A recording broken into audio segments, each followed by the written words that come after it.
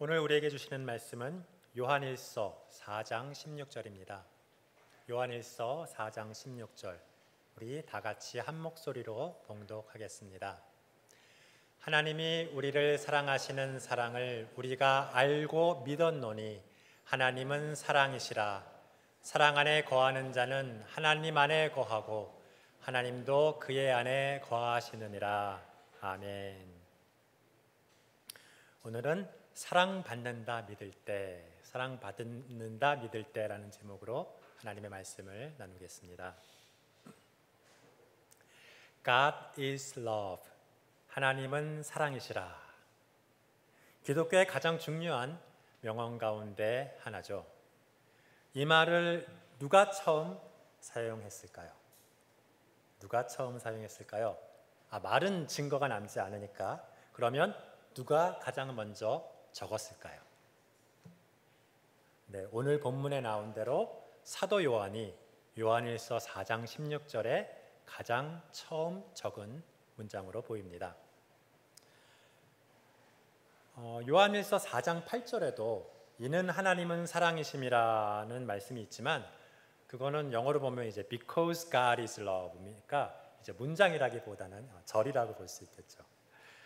물론 성경이 아닌 곳에 적힌 것이 또 혹시 있을지는 모르겠지만 적어도 성경에는 찾아보니까 이제 여기만 적혀 있더라고요. 아니 이렇게 간단한 결론을 왜 모세나 다윗이나 바울은 내리지 못했을까요? 물론 바울도 하나님의 사랑이라는 말은 굉장히 많이 했지만 정확하게 이 말을 적은 사람은 사도 요한이었습니다. 그는 어떻게 이 진리의 말씀을 적을 수 있었을까요? 결론부터 말씀드리면 사도 요한은 누구보다 하나님의 사랑을 더 많이 받았다고 믿었기 때문입니다. 지난 수요예배 때 사도 요한의 뒷조사를 좀 했는데요. 백그라운드 리서치죠. 조금 더 부드럽네요. 요약하자면 이렇습니다. 아버지 세베대는 대제사장과 친척이거나 아주 친분이 많은 갈릴리 호수의 부유한 선박회사 사장이었고요.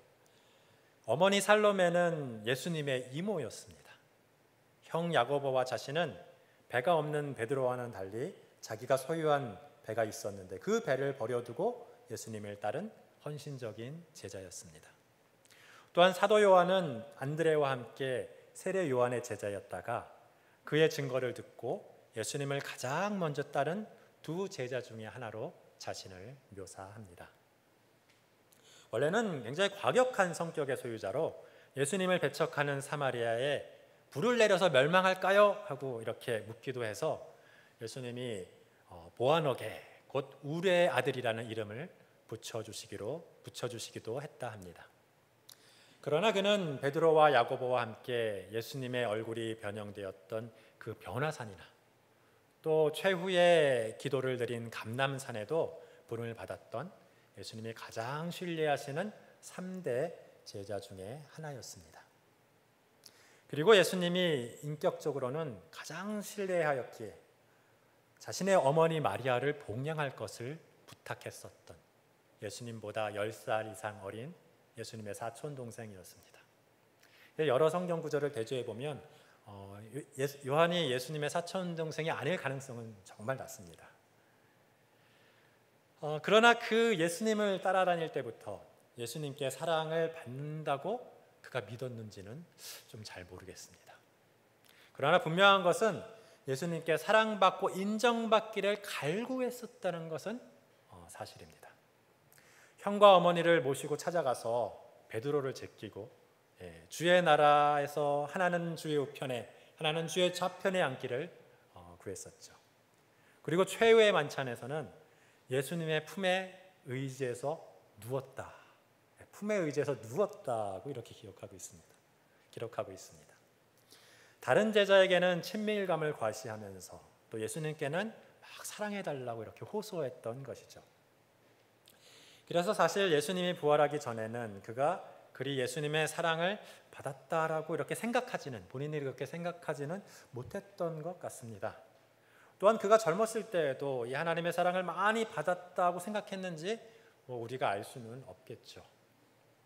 그러나 분명한 것은 이제 80대가 되어서 요한복음을 저술하고 또 이 요한 서신을 저술할 당시에는 그가 예수님의 사랑을 얼마나 많이 받았었는지를 깊이 깨달았었던 것 같습니다. 요한복음을 보면 사도 요한은 자신의 이름을 한 번도 사용하지 않고 그 대신에 예수께서 사랑하시는 그 제자라고 반복해서 표현을 합니다. 사도 요한이 자신의 아이덴티티를 예수님의 사랑을 받은 제자라고 강조할 만큼 예수님의 사랑을 듬뿍 받았고 적어도 요한복음을 저술할 당시에는 그것을 깊이 깨닫고 그렇게 믿었던 것입니다. 저는 오늘 설교 제목을 사랑받는다 믿을 때라고 지었는데 처음에는 사랑받는다고 느낄 때라고 적었다가 이제 고쳤어요. 사랑받는다고 느끼는 것보다 사랑받는다고 믿는 것이 좀 더 정확한 표현이라는 생각이 들었습니다. 왜냐하면 혹시 사랑받는다고 크게 느끼지 못한다고 해도 그렇게 믿을 수 분명히 있고 그걸로 충분하기 때문입니다. 저는 감정적인 사람이라기보다는 그 이성적인 사람이라서 이 사랑에 대한 이해가 좀 많이 부족했고 지금도 그렇게 크게 나아지지는 못한 것 같습니다. 하나님의 사랑도 이성적으로 좀 논리적으로 이렇게 이해를 하고 믿었고 그것을 감정적으로 크게 느끼는 것은 좀 남들보다 부족했었던 것 같습니다. 그래도 나름 사랑을 많이 받았다고 믿는데 그것은 이제 수십 년간 찬양팀 사역을 하는 가운데 이 하나님의 임재와 평안과 기쁨을 많이 경험했고 또 지금도 이 하나님의 말씀을 나눌 수 있는 이런 은혜를 받았기 때문입니다. 그래도 사랑을 논하기에는 좀 부족한 사람이지만 사도 요한의 말씀에 의지해서 오늘 몇 가지를 나누어 보고자 합니다. 먼저 요한은 하나님이 우리를 사랑하시는 사랑을 우리가 알고 믿었노니라고 오늘 본문을 시작합니다. 하나님이 우리를 사랑하시는 사랑이라는 것이 무엇일까요? 일단은 그 사랑을 알아야겠죠. 그 사랑은 우리를 창조하신 것부터 시작한다고 믿습니다. 다른 피조물과는 달리 하나님의 형상과 모양대로 지으셨습니다. 창세기 1장 26절에 하나님이 이르시되 우리의 형상을 따라 우리의 모양대로 우리가 사람을 만들고 그들로 바다의 물고기와 하늘의 새와 가축과 온 땅과 땅에 기는 모든 것을 다스리게 하자고 말씀하십니다.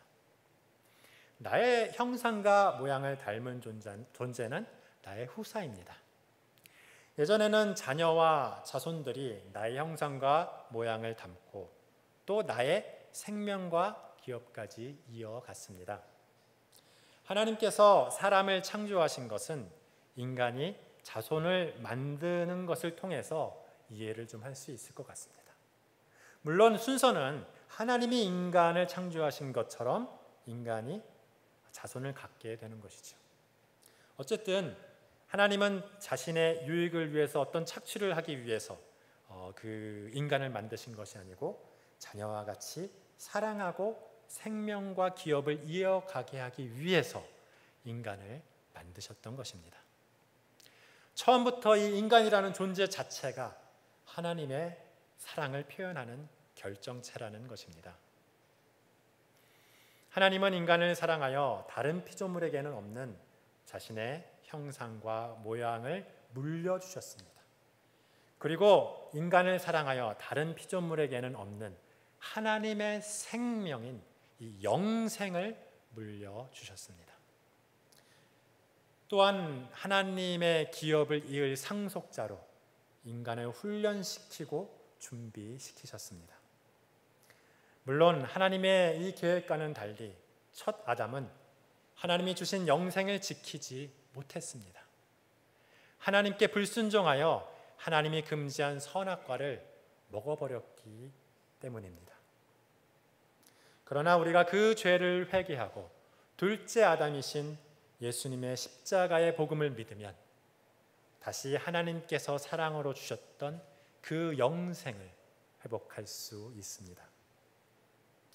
또한 그들로 바다의 물고기와 하늘의 새와 가축과 온 땅과 땅에 기는 모든 것을 다스리게 하자는 이 말씀처럼 하나님께서 지으신 피조 세계를 상속받아 다스릴 권세를 사랑 가운데 주셨습니다. 그러나 그 권세도 하나님께 불순종하여 하나님이 금지한 선악과를 먹고 사탄에게 빼앗겨 버리고 말았습니다. 그러나 예수님은 십자가에서 죽으시고 부활하시면서 그 빼앗긴 권세를 되찾아 예수님을 믿는 하나님의 아들들에게 돌려주십니다. 마태복음 28장 18절 이하에 예수께서 나와 말씀하여 이르시되 하늘과 땅의 모든 권세를 내게 주셨으니 그러므로 너희는 가서 모든 민족을 제자로 삼으라고 말씀하셨습니다. 예수님은 세상을 다스릴 모든 권세를 되찾으셨고 그 권세를 하나님의 자녀인 우리에게 되돌려 주시며 복음을 전하고 세상을 다스리라 명령하십니다.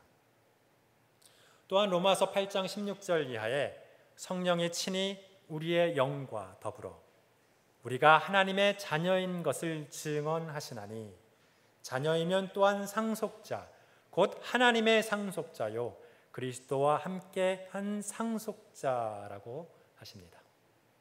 그리고 그 상속자가 받는 유업인 하나님의 나라에 대해서는 베드로전서 1장 4절에 썩지 않고 더럽지 않고 쇠하지 아니하는 유업을 있게 하시나니 곧 너희를 위하여 하늘에 간직하신 것이라고 하십니다. 하나님의 기업인 이 세상과 온 우주와 오는 세상을 물려받아서 영원토록 다스리고 통치하게 하는 것이 하나님의 계획입니다. 마치 재벌이 자신의 기업을, 왕이 자신의 왕국을 물려주는 것 같이 철저하게 계획하고 준비시키셔서 이 사랑하는 자녀에게 물려주는 것입니다. 이것은 인간을 창조하시고 계획하시는 하나님의 놀라운 사랑입니다. 사랑하지 않는다면, 혹 그 사랑이 그냥 보통의 수준이면 이러한 놀라운 계획을 세울 수는 없습니다. 우리를 지극히 사랑하시고 가장 좋은 것으로 가장 좋은 때에 주시는 놀라운 하나님이십니다. 할렐루야. 그런데 하나님은 이렇게 우리를 사랑하시지만 안타깝게도 이 사랑이라는 것은 양방향입니다. 사랑은 받아들여야만 그 사랑이 제대로 성립을 합니다. 하나님의 사랑을 거부한 사람에게도 하나님은 은혜와 긍휼을 베푸십니다. 그러나 이 모든 사랑의 혜택을 다 받아 누릴 수는 없습니다. 그래서 하나님은 우리에게 복음을 전하게 하십니다. 사도 요한이 전한 또 하나의 명언이라고 한다면 바로 요한복음 3장 16절입니다.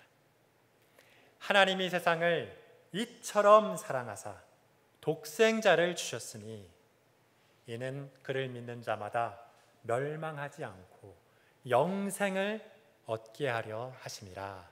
아멘. 하나님의 사랑은 이제 그 사랑을 저버리고 떠난 죄인들을 향합니다. 선악과를 먹고 하나님과 에덴을 떠난 인간들은 스스로 만들어낸 우상이나 자기 자신을 믿으며 죄악의 역사를 이어갔습니다. 물론 살인이나 도적질이나 착취하는 사회를 만든 것도 죄이지만 하나님을 거부하고 인정하지 않는 것이 가장 큰 죄였습니다. 그 죄의 권세 아래 사람들은 고통받다가 죽어갔습니다. 그 눈물을 흘리며 억울함을 호소하고 죽어가는 영혼들을 사랑하시고 불쌍히 여기셔서 그들을 구원할 수 있는 유일한 방법이었던 예수님을 보내주신 것입니다. 하나님이 세상을 이처럼 사랑하사 독생자를 주셨으니 예수님을 이 땅에 보내신 유일한 이유는 사랑입니다. 아들이 열이라도 단 한 명도 보내기 어렵습니다. 10손가락 중에 깨물어서 안 아픈 손가락이 있겠습니까? 예전엔 독자는 군대도 안 보냈는데 이 군대보다 더 빡센 이 2000년 전의 이 험한 세상에 보내려면 얼마나 큰 사랑이 필요했었던 것일까요? 독생자 예수님을 보내신 것은 예수님의 그 생명만큼이나 우리를 사랑하셨다는 증거입니다. 예수님보다 우리를 덜 사랑하셨으면 예수님을 절대로 보낼 수 없습니다. 예수님을 보내주신 그 사랑의 이유는 그를 믿는 자마다 멸망하지 않고 영생을 얻게 하려 하심입니다. 하나님을 떠나 마음대로 사는 죄로 인한 멸망에서 구원하시기 위하여 예수님을 보내주신 것입니다. 아담이 잃어버린 영생을 돌려주시기 위해서 예수님을 보내주신 것입니다. 빛이 없으면 깜깜하고 생명이 없으면 죽는 것처럼 이 영생이 없으면 결국은 멸망할 수밖에 없습니다. 예수님과 연합하여 예수님의 영원한 신적 생명을 공유받게 하기 위해서 예수님을 보내주셨던 것입니다. 그 사랑을 받는 조건은 단지 그를 믿는 것입니다. 그를 믿는 자마다는 그를 믿는 사람은 누구든지라는 말씀입니다. 유대인일 필요가 없습니다. 착한 사람일 필요도 없습니다. 죄가 없어야 하는 것도 아닙니다. 그야말로 누구든지 하나님이 주신 믿음으로 이 예수님을 믿으면 영생을 얻는다는 놀라운 사랑의 선포입니다. 물론 여기서 예수님을 믿는다는 것은 원어에서 현재 분사로 쓰인 것처럼 일회성 고백이 아니고 계속해서 믿는 어떤 상태를 말합니다. 그것은 하나님의 사랑을 깨달아 알고 믿는 것을 뜻합니다. 그 사랑의 주체를 알고 그 사랑의 결과를 계속해서 누리는 것을 의미합니다. 그렇게 독생자 예수님을 믿을 때 멸망하지 않고 영생을 누린다고 선포하시는 것입니다.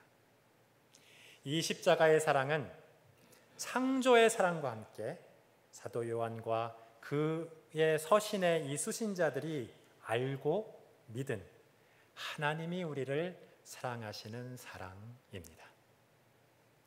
그리고 사도 요한은 하나님은 사랑이시니라 라고 결론을 내리고 선포합니다. 이런 사랑을 주시는 하나님은 그 존재 자체가 사랑이라고 밖에는 표현할 수밖에 없다는 것입니다. 여기서 말하는 사랑은 희생적인 아가페의 사랑입니다. 물론 꼭 희생이 있어야만 아가페의 사랑은 아닙니다. 그러나 그 사랑을 위해서 혹시 필요하다면 그 희생을 불사하기 때문에 에로스나 필레오나 스톨게랑 구별해서 아가페라고 부른다고 합니다. 다른 사랑은 자신의 희생이 필요한 경우에는 그 요구의 정도에 따라서 유지되지 못할 수 있기 때문에 그렇습니다. 그러나 자신의 목숨도 아닌 자신의 독생자의 목숨까지 담보한 이 아가페의 사랑은 어떤 것과도 비교할 수 없습니다. 그 본질적 사랑을 깨달은 사도 요한은 하나님을 그냥 사랑이라고 불렀습니다. 그냥 사랑이라고 불렀어요. God is love. Deus agape estin. 하나님은 사랑이시니라. 아멘. 그리고 계속 말씀하십니다. 사랑 안에 거하는 자는 하나님 안에 거하고 하나님도 그 안에 거하시느니라. 하나님 이퀄 사랑이라면 사랑 안에 거하는 것이 하나님 안에 거하는 것이고 하나님 안에 거하는 것이 사랑 안에 거한다는 논리이죠. 그리고 누군가가 하나님 안에 거한다면 하나님이 그 안에 거하는 것도 논리적인 결론입니다. 좀 헷갈릴 수 있는데 수학적으로 생각해 보면 이 전체 집합이라는 하나님 안에 부분 집합이라는 어떤 사람이 있다면 그 부분 집합이라는 어떤 사람 안에 있는 모든 원소는 하나님으로 가득 차 있다고 수학적으로 설명할 수 있겠죠. 한번 과학적으로 한번 생각을 해본다면 하나님이라는 물이 있어요. 그 물 속에 어떤 사람이라는 빈 병이 푹 빠져서 들어갔습니다. 그럼 그 빈 병 안에는 무엇으로 가득 차 있을까요? 하나님이라는 그 물로 가득 차 있을 것입니다. 이 논리적 표현을 어떻게 이해하든 하나님 안에 거하는 자는 하나님을 믿는 사람을 말합니다. 또한 사랑 안에 거하는 자는 아가페 사랑을 하는 사람을 말합니다. 그리고 이 하나님 안에 거한다의 헬라어 메네이는 거한다는 뜻도 있지만 묶여 있다는 뜻이 좀 더 강합니다. 그래서 영어 성경에도 remain이라고 해석하기보다는 abide라고 번역한 경우가 더 많습니다. 이 말은 하나님을 믿으면 하나님 안에 묶이게 된다는 말입니다. 하나님과 어떤 관계로 묶인다는 것이죠. 이처럼 사랑 안에 거한다도 메논 엔테 아가페라고 해서 사랑 안에 묶인다라고 이렇게 표현하는 것을 읽을 수 있습니다. 자, 이 사랑은 감정이기도 하지만 사실은 관계입니다. 하나님이 인간을 사랑하신다는 것은 하나님이 인간과의 사랑의 관계를 맺으신다는 말씀입니다. 사랑이 양방향의 이유는 사랑이 관계이기 때문에 그렇습니다. 그래서 짝사랑은 집착이지 사랑이 아닙니다.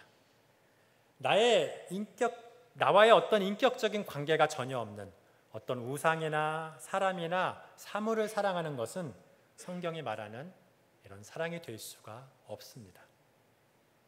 그리고 하나님은 우리를 먼저 사랑하셨습니다. 본문 뒤에 4장 19절에는 우리가 사랑함은 그가 먼저 우리를 사랑하셨습니다 라고 말씀하고 있습니다. 하나님이 사랑의 근원이시고 우리는 그의 사랑을 받아서 사랑할 수 있게 된다는 것이죠. 이는 사랑을 어떤 긍정적인 에너지로 좀 생각을 해서 이 하나님의 사랑을 받아서 그 사랑을 누리면 그 사랑이 내 안에 막 증폭되고 흘러넘쳐서 또 다른 사람에게도 흘러나간다고 이렇게 이해할 수도 있겠습니다. 그러나 또 그 사랑이 관계라고 한다면 이 하나님과의 인격적인 좋은 관계를 맺은 사람이 그 관계가 무엇인지 알기에 그 좋은 관계를 또 다른 사람들과 한 명씩 계속 맺어갈 수 있다고 이해해도 좋을 것 같습니다.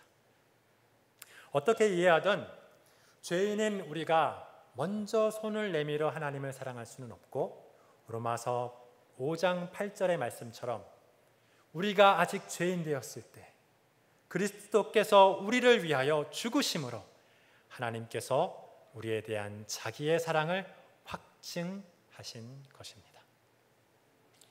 사랑받을 이유나 가치가 없는 인간을 선택하시고 이 희생적인 아가페 사랑을 부으시고 사랑의 관계를 맺어 아들들로 삼으신 것입니다.